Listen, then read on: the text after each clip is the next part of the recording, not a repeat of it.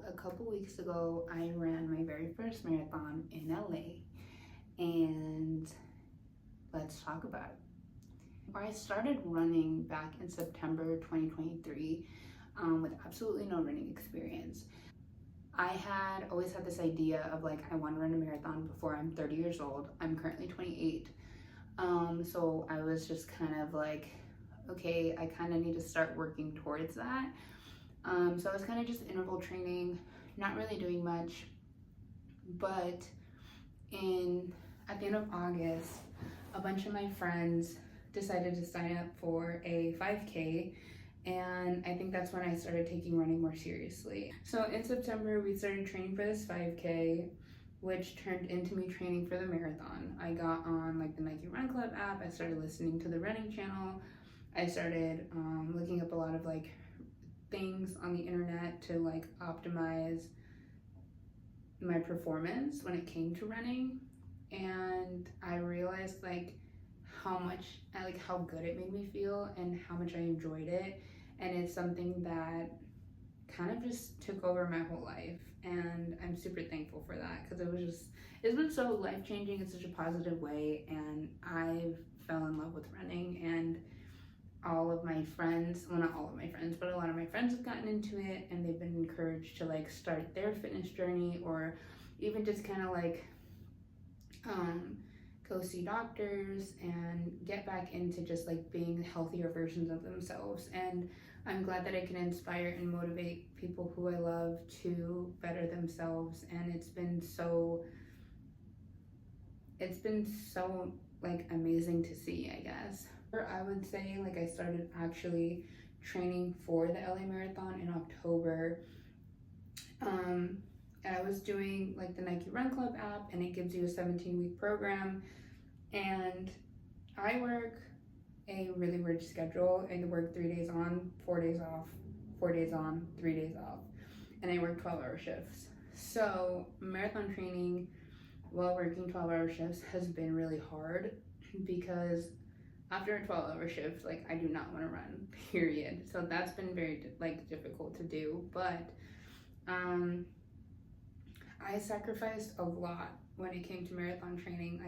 I slowed down on drinking. I didn't go to like events or festivals. I didn't stay out late with my friends as much as I used to, or like even my family members. I would go home in the middle of parties at like 10 p.m.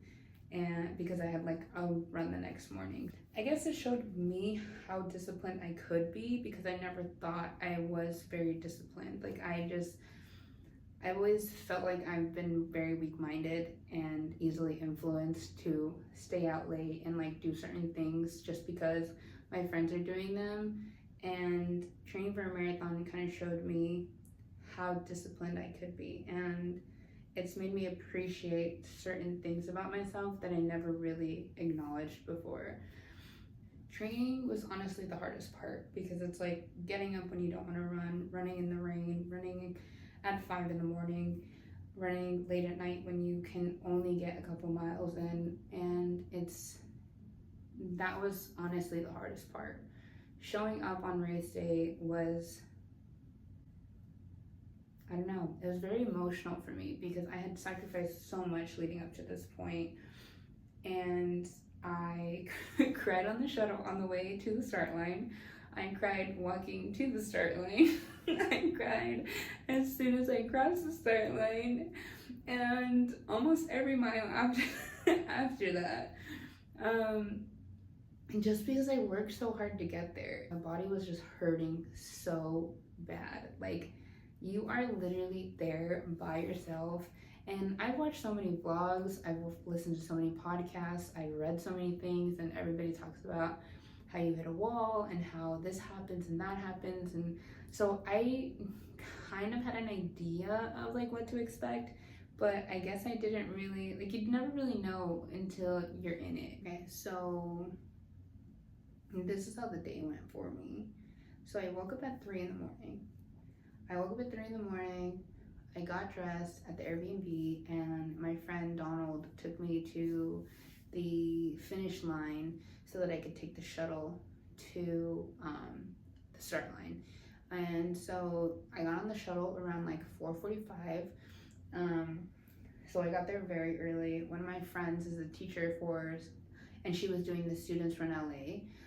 So I found her, hung out with her for a bit, like took a bathroom break, and then grabbed a bottle of water. And as soon as the like national anthem started, I ran to go get in one of the corrals. But it was super unorganized. There was so many people just like crowded, like you were just kind of like stuck like sardines. And I just like got pushed with the crowd as the crowd was moving through the start. There wasn't waves or anything. They just kind of like let everybody free for all. And then we started as the sun was rising, which was really nice. I'm a big Dodgers fan, so the fact that it was at Dodgers Stadium made me so happy. But then we got going, and let's see. So mile 1 was super nice. Then 2, running through Chinatown was really cool. They had like a bunch of drums and there's like cheerleaders and stuff, and that was really fun. I took my first gel around mile 4. Honestly, I forgot to gel as much as I needed to because I was just like so stuck in like what was going on. I also like had read that like the rules and regulations for the LA Marathon, because they make it a big deal whenever you like listen to podcasts or like hear people talk about running the marathon or a marathon. They're always talking about the rules and like make sure you read the rules and make sure you understand what's going on, because you don't want to show up with something and like they're not allowed. And so I looked it up and they said that no bags were allowed unless they were like a certain size. And so I didn't take my vest because it also said on the rules that like, not that vests weren't allowed, but that like packs that weren't hydration packs weren't allowed. And I wasn't taking a hydration pack. So I didn't take my vest. But then I saw everybody else with their vests. And so and nobody checked anything. Like there was no security. There was nothing happening that like would have prevented me on taking my vest. And I kind of wish I did, because I would have been able to take just more things with me and felt more secure, and it would have felt more like I was doing a long run versus like running a race. And I think it would have just made me feel better.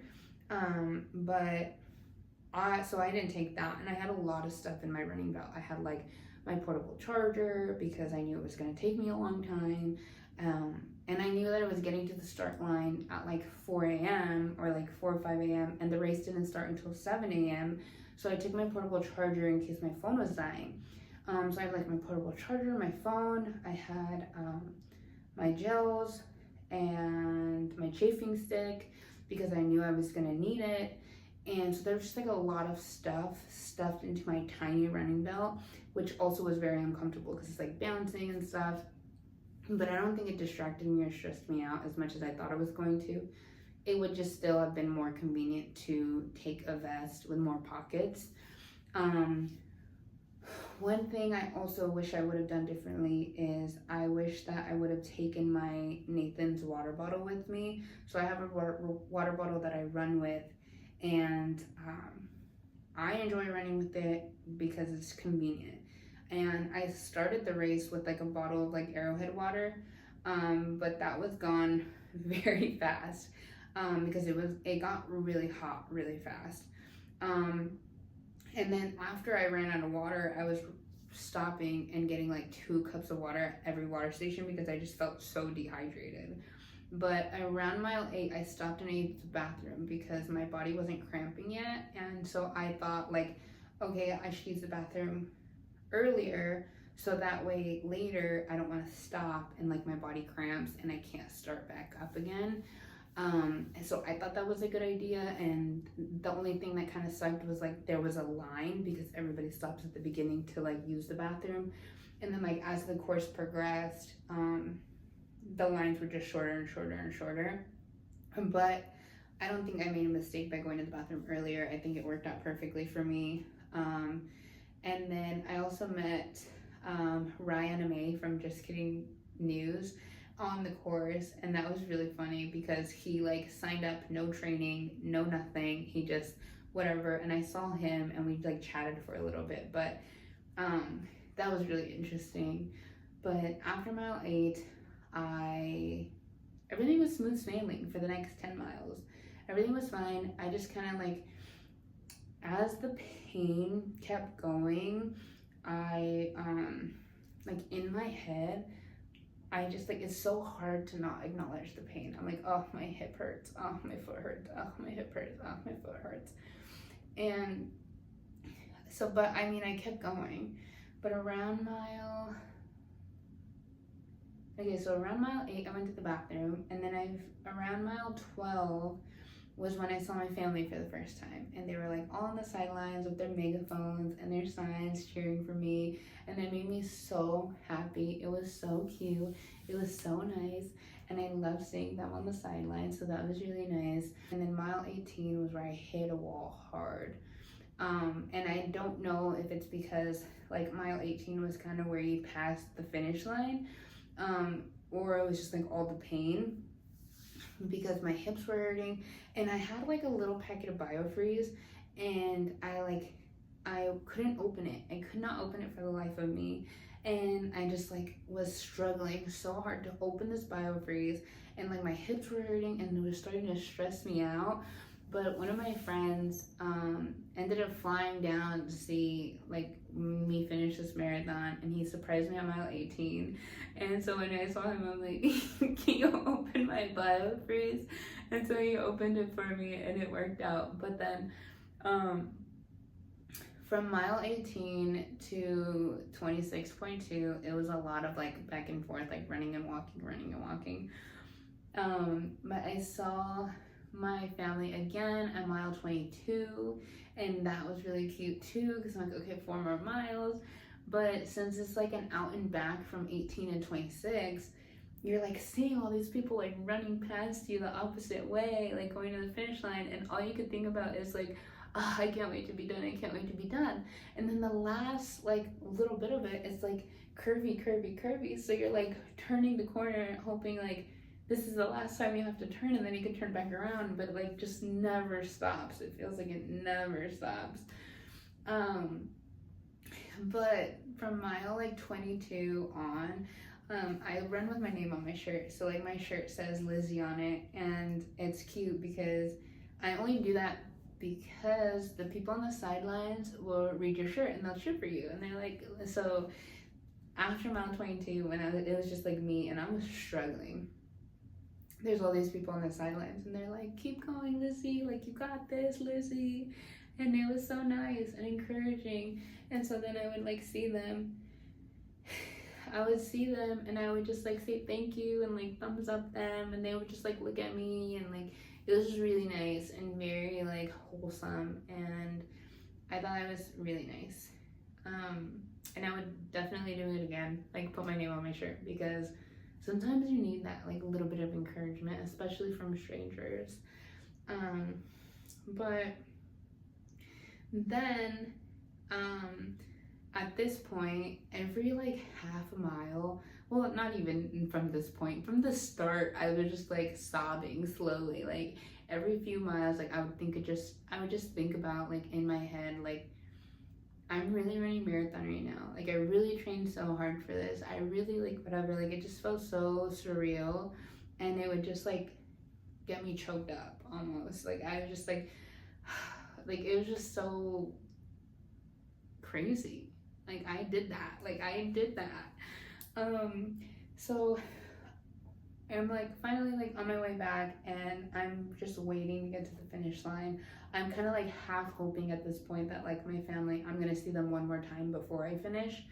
But from what they told me, like it was just such a struggle to get like to the points where they were at, that they just didn't want to miss me at the finish, so they just went straight there and like waited for me. So I'm like running, and then like it's all uphill, downhill, and it's like so hard because at this point my legs are spent. It is so hot, I'm so dehydrated, and I just like need to get to the finish line. And I see the finish line, and it just like my family screaming from the side, which is amazing. And then I'm like running, and I see my little brother, like he's a little bit closer to the finish line, so I see him like a little bit last. and there's the announcer guy that has the microphone like over the speakers, and he sees my shirt and he says, or he says like, "There's Lizzie," and then he says, "You're officially a marathoner," is like what he says, and I like hear that over the speakers, and then I'm like a few feet away from crossing the finish line, and it's just so like crazy. And obviously like I'm like trying not to cry like uncontrollably because I just need to like calm down. But like in the vlog that I posted, you can see that like in my face, like I just want to cry so bad. So then I cry, I get my medal, I find my family, I call my stepdad. So my stepdad paid for my registration to run the marathon. And it had just been something, like I said, it was something that I had been talking about, and I never really took it seriously up until like September, October-ish of last year. And my stepdad just said, "Here's the money, register for your race." And so as soon as I get my medal, I call him and I am crying. Like I wish I could have recorded it, but I am crying. And he's like, "Hello." And I'm like, "Thank you so much like for this opportunity." Like, oh, I'm gonna cry just thinking about it. I'm like, "Thank you for like believing in me before I even believed in myself, and like always supporting me and whatever." And I was just like super emotional. And he just kind of like laughs, but like he starts crying too. And he's like, "Of course, like thank you, like congratulations," and and whatever. And it was just very an emotional, like really beautiful moment between the two of us. And I'm very glad that I had that had the I don't know, I'm like all tripped up now, but I'm very glad that I have that support from him, and I'm glad that we had that moment, and I'm glad that I had the opportunity to run a marathon, because a lot of people don't have that opportunity, and it was really cool, and it was really great. But anyways, so I get my medal, I call my stepdad, I go find my family, and they're all cheering for me, and then my best friend, she says, "How was it?" And like, I'm dying, like my body hurts at this point, and I'm like, "Oh, I had so much fun," and she just laughs at me, and she's like, "All of that, and you still said you had fun, like you're so crazy," and like it's such like an inspiration, and it was just so funny. But I did have so much fun. Like as painful as it was and as hard as it was, I had the best time. LA is like my second home. My mom grew up there. I grew up like going back and forth between Phoenix and LA like my whole life. So like running through LA, like I'm so glad that that was my first race. Like it just meant so much to me, and it meant so much to me that my mom was also there, and like just all my friends were there. Like it was just such a beautiful moment, and I'm glad that I did it the way that I did, because I wouldn't change a thing.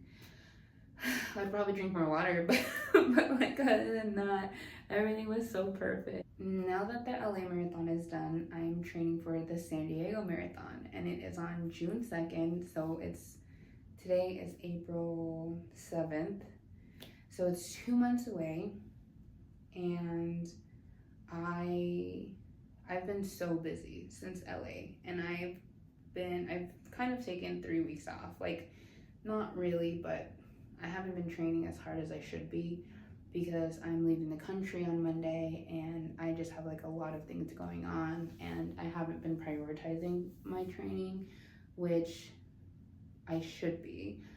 But when I get back from my out of country trip, I will definitely try my best to prioritize training again so that I could be ready for San Diego. But one of the things I want to do differently from now until then is I want to increase my weekly mileage.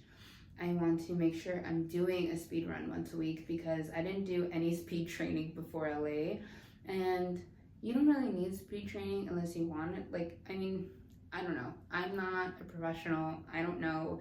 I did fine without speed training, but I would like to be able to run faster. And the only way you're gonna run faster is if you speed train in the middle of like all of your recovery runs and like work all of that in. I do also want to try to do one hill workout a week. In LA, it was very hilly. Like it was just up and down and up and down and up and down the whole 26 miles. And the finish line was literally on an incline. Like you're running up the hill through the finish line, which was terrible. But I need to train hills better and speed train better. And then, so one speed run a week, one hill run a week, one zone 2 run a week. So I do like to zone train a lot, and I love zone training. So zone training is basically your heart rate zones. So your recovery runs should be run in zone 2, your long runs should be run in zone 3, all your speed runs are in 4 and 5. So I love speed training, and I'm really good at speed training in zone 3 on my long runs because they're comfortable and I enjoy it and I don't feel as much pressure. But I haven't been doing really well at like training in zone 2. And last week I tried to do a zone 2 run and it was difficult. Like I was running and walking, running and walking. And before, when I had been training in zone 2 a lot more often, it was so much easier for me. And I saw a bigger improvement in my VO2 max.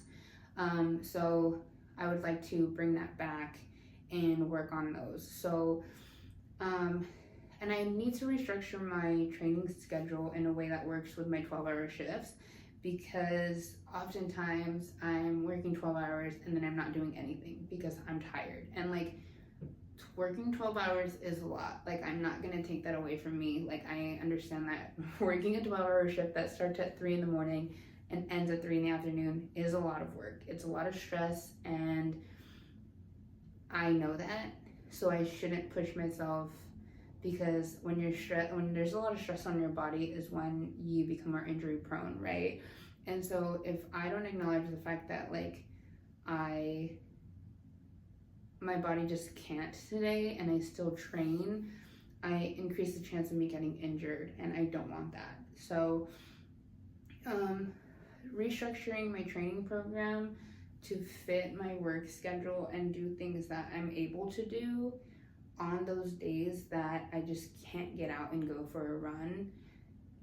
Like I need to figure that out and see what that looks like for me. And I've been trying like to think about maybe strength training after like a 12-hour shift, since it's not as like high demand as running, or maybe my zone 2 run, like a very short zone 2 run on like after my day, is like whatever that looks like to me. I need to figure it out and like stick to it. I need to have a more structured training plan that add in those 3 things for me. So those are a few things that I'm like looking to improve going into running San Diego. I am looking forward to running San Diego because it's not just gonna be me by myself.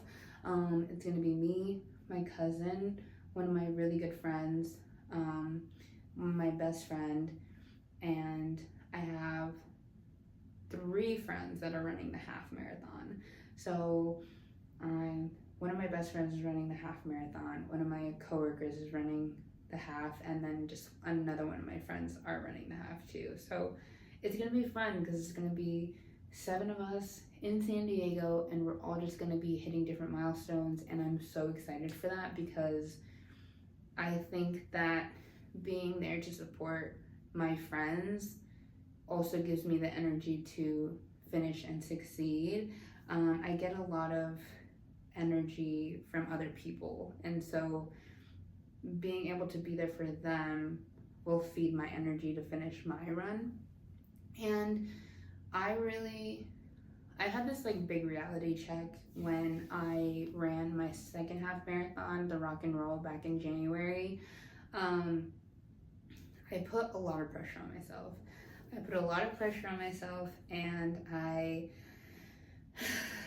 And that run didn't go as well. It didn't go well at all. Around mile 7 or 8, I believe, my pace dropped, and I had stopped to go to the bathroom, and my pace dropped below a point where I wasn't gonna PR. and I just kind of had a lot of negative self-talk, and I was really being really mean to myself because my pace dropped because I had taken that bathroom break. So I wasn't going to PR, and I had a panic attack.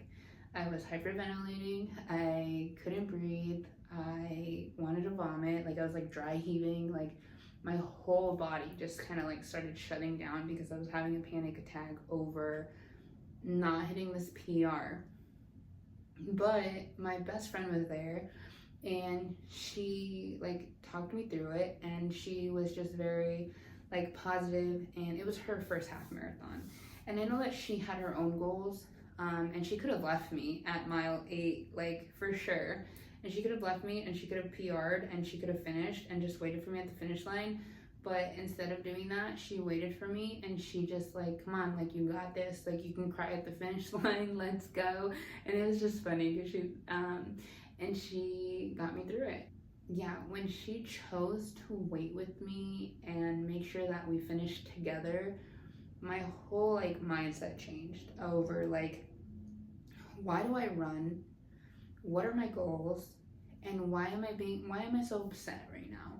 And like the last few miles of that half marathon, I just thought about it, and I was just like, I'm not this like crazy athlete runner that's like that needs to be fast. Like, sure, it's cool to break like your own records and like be fast and like do all these things, and like that's amazing. But like, I was running my second half marathon with my best friend, and my priority should have been finishing this together.